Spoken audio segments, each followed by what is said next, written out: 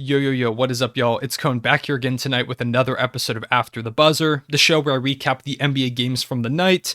I'm going to talk about tanking almost exclusively in this episode. I know there's a lot of fun playoff races going on, but tanking is something that is so interesting to me as a fan of a team that is actively tanking. I don't think I ever realized how deep this whole tanking wormhole goes until I was watching the Thunder these past few seasons. Guys sitting out, crazy injury reports, teams just straight up not playing dudes, whether that are already healthy or just sitting them on purpose. It's insane how deep it goes, and tonight's Thunder Blazers game was one of the biggest examples of a tank off I've ever seen. There were so many crazy moments with the Blazers technically coming out on top despite losing, going for those lottery odds, the Thunder winning the actual game 134 to 131, and Thunder fans are pissed. They're really mad because this was a chance for the Thunder to kind of keep pace in the tank race with the Pistons, Magic, and Rockets, who the Thunder have kind of been there as that fourth team. This probably keeps them locked in those fourth spots, barring a tanking miracle, especially with another game coming up against the Blazers, who are just doing some unbelievable tanking right now. But the concept of tanking to me is so crazy, like team organizations actively trying to lose to get better, like ping pong ball odds is a crazy concept. Yet to me, it's one that's completely necessary. Teams have to tank in the NBA, especially small market teams, to get the chance to win championships. It's the way the current system works. So I'm not saying tanking is wrong. I'm fully in favor of teams tanking. It's kind of just the way you have to do things in the NBA. But I want to talk about kind of how crazy things have gotten with tanking. Make sure to leave a like and subscribe. It really helps me out. And if you enjoyed the video, help me out there. So, of course, like I said, I do want to start off talking about the Thunder Blazers game, and the drama in this game, this whole tank war, started way before the game, because earlier today, the injury report, as it does for every game, dropped for the Thunder Blazers game, and I'm going to be honest, I don't think I've ever seen a longer injury report. So, let me read through it real quick, and this doesn't include Trey Mann, who is a late scratch as well. So we've got Trey Mann, Darius Baisley, Lou Dort, Derek Favors, Josh Giddey, Shai Gilgeous-Alexander, Ty Jerome, Mike Muscala, Kenrich Williams, Eric Bledsoe, Greg Brown III, Josh Hart, Joe Ingles, Damian Lillard, Nas Little, Didi Lazauda, Yusuf Nurkic, Anthony Simons, Trendon Watford, Justice Winslow. Those are all the guys that were out. So both teams are out there with like an 8-man squad. The starting lineups were kind of insane to a lot of people. A lot of people don't recognize the names. So the starting lineups for both teams, for the Thunder, it was Vit Krejci, Theo Maledon, Isaiah Roby, Alexei Pokusevski, and Aaron Wiggins. And then for the Portland Trailblazers, it was Brandon Williams, Keon Johnson, Drew Eubanks, CJ Ellaby, and Elijah Hughes. Some of y'all that don't watch basketball super intently may recognize maybe two of those names if you don't pay attention as a hardcore fan like I am. It was kind of crazy. So going into things, people are talking about it all over NBA Twitter because it was the only game that was on at the time. So people were kind of tuning in. You see Blazers fans rooting for the Thunder. You see the Thunder fans rooting for the Blazers. This game, it looked like it was a wrap, but then Isaiah Roby, who ended up dropping 30 in this one, hit a three right before the buzzer to send this thing to overtime. And then in overtime, he continued to go off. Theo Maledon hit a two. And then we reached the point where the Blazers are down 3 with like 10 seconds left, or they're down 1 with about 10 seconds left. So naturally, you would assume, they go for a steal. If they don't get it, they go and foul. So they line up to play defense, like when players line up next to each other. I'll try and put a picture here. But you might notice that the basket that everyone is lined up under is not the basket the Thunder are trying to score on in this moment. Aaron Wiggins just runs to the other side of the court and gets a wide open layup. So now the Blazers are down 3 with about like 5 or like 7-ish seconds left. And guess what? Coming out of the timeout, they go for 2. With no timeouts left, they go for 2. And it doesn't work. And then I think it was Drew Eubanks got a putback layup. So now they're down 3 with about like 5 seconds left. They get the foul. It's like 2.9 seconds left. Hit both free throws down on the other end. I think it was Wiggins or Roby. I'm not entirely sure. But then the Portland Trailblazers are down 3. They've got the ball on the baseline, no timeout, so they can't advance the ball forward. So they've got to inbound it right to a guy on the run. He can chuck up like a half-court shot. No, they inbound it to CJ Ellaby, I believe, standing on the baseline. And he stands there for a full second just holding the ball. And then he kind of like half-heartedly tosses up to someone ahead who doesn't even get a shot off because there's like 3 dudes in front of him. And the Blazers lose. And then afterwards, Chauncey Billups is like laughing about stuff. Like, it was some of the craziest tanking I've ever seen. And I'm a Thunder fan who saw the team lose like 20 games in a row last season. It was incredible, the tanking effort that the Blazers put in. And this is not a shot at the Blazers. I am genuinely impressed at what they were able to pull off. They had some crazy performances that they had to overcome in the tank battle.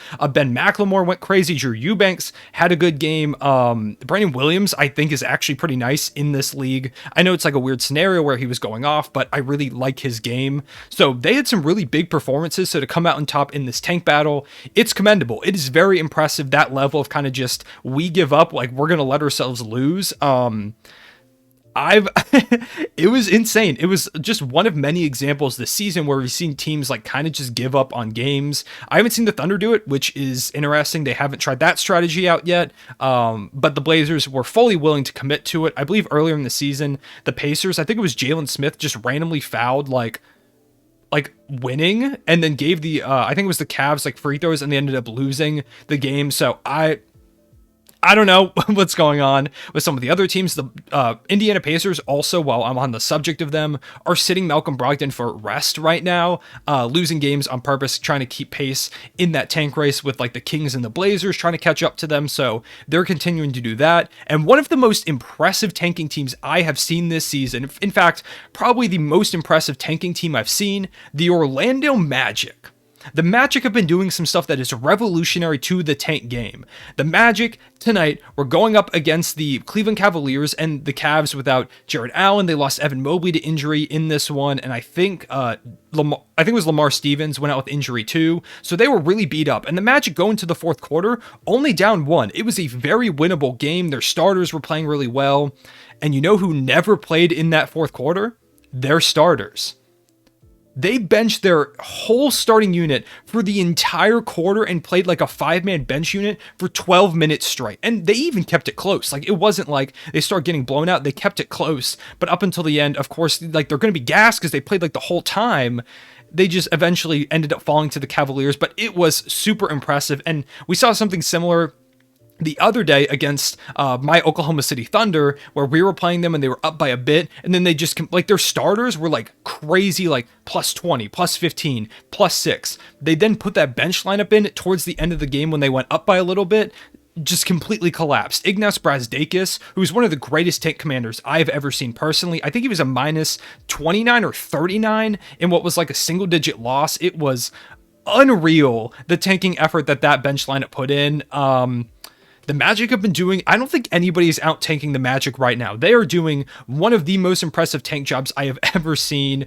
Because like so let me read off the minute distribution. Franz Wagner played 28 minutes, Wendell Carter played 27, Mo Bamba played 23, Cole Anthony played 24. And RJ Hampton played 13. I believe he got injured. I'm going to be honest, I didn't see much of this game, so I'm not entirely sure. But yeah, so that was the minute distribution. We then look at their bench. 25 for Chuma Okeke, 23 for Ignas Brazdeikis, 21 for Mo Wagner, 20 for Admiral Schofield, 18 for Jeff Doughton. They were in the like trenches against the Cleveland Cavaliers at the end of this game, and they had a lineup out there of Jeff Doughton, Admiral Schofield at the 2, who typically in his career has played power forward, Ignas Brazdeikis, Chuma Okeke, and Mo Wagner.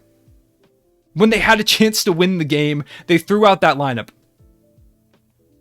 Like, and with like Franz Wagner sitting on the bench, Mo Bamba, Wendell Carter had 15, 12, and 6 in 27 minutes and didn't play the whole fourth quarter because the Magic really wanted to lose this one. And then funnily enough, as soon as the Magic lost this game, Trey Mann was ruled out, probably because the Thunder are like, well, now if the Magic didn't win, we've got to lose this one too to keep pace on this whole thing.